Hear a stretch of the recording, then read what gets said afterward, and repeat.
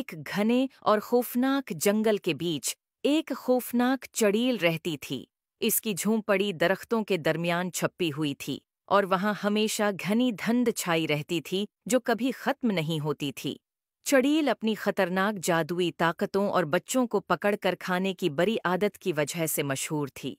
करीब के गांव में दो बहादुर बहन भाई माया और अहमद रहते थे। उन्होंने चड़ील के खौफनाक किस्से सुने थे मगर उन पर कभी यकीन नहीं किया।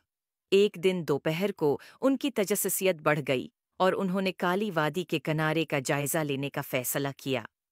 जैसे जैसे वो जंगल में आगे बढ़े, उन्होंने रोशन सरखबीर का एक रास्ता देखा जो मजीद जंगल की तरफ जा रहा था। खतरे से बेखबर ये रास्ता उन्हें सीधा चड़ील की छिपी हुई झोंपड़ी तक ले गया।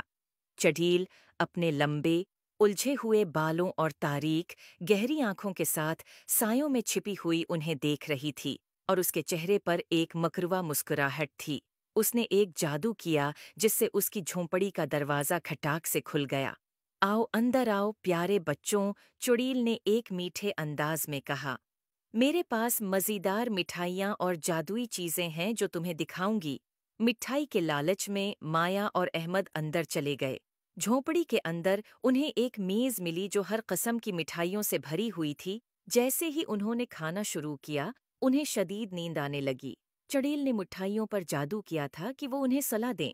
जैसे ही बच्चे सोने लगे, एक छोटी सी रोशनी कमरे के कोने में जाहिर हुई।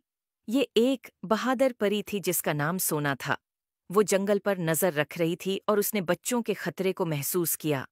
सोना ने अपनी नन्ही छुरी से एक ताकतूर जादू किया जिसने बच्चों पर लगी जादुई नींद को तोड़ दिया। माया और अहमद जाग गए, हैरान लेकिन महफूज थे।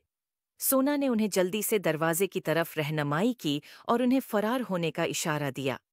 चड़ील, जब उसने देखा कि उसका शिकार भाग रहा है, चड़ील ने सोना पर जादू करने की कोशिश की, लेकिन सोना की जादुई ताकत ज्यादा मजबूत थी और उसने बच्चों के गर्द हिफाजती हिसार बना दिया। अपनी छुरी के एक और वार से सोना ने चड़ील को एक ततली में तब्दील कर दिया। ततली उड़ती हुई जंगल में उड़ गई और कभी वापस नहीं आई। सोना ने मुस्कुराकर बच्चों से कहा, अब तुम महफूज हो। हमेशा याद रखो, तजस्सुस तुम्हें खतरे में डाल सकता है, लेकिन बहादुरी और मेहरबानी तुम्हें हमेशा बचाएगी। उम्मीद है आपको स्टोरी पसंद आई होगी। Please like and subscribe my YouTube channel.